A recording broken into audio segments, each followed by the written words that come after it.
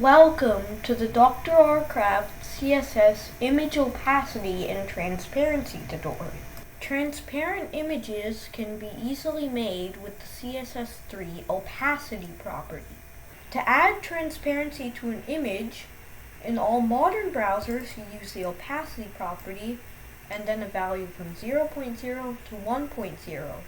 This is supported by Internet Explorer 9, Chrome, Firefox, Edge, Safari, and Opera. Internet Explorer 8 and earlier versions use filter, alpha, opacity, and then a number from 0 to 100.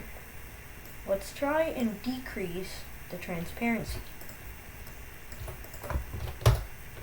Now you can see it is a little less transparent.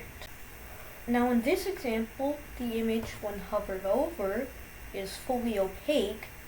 However, when we don't hover over it, then it's more transparent. This is very similar to the code in the previous example, except we have another style rule for hover effects. You can see in regular images, the opacity is 0.5, and for IE8 it's 50, and for this style rule, the opacity is set to 1.0, which means it's fully opaque, and for IE8, its opacity equals 100. This concludes the CSS image opacity and transparency tutorial. Thank you very much for watching.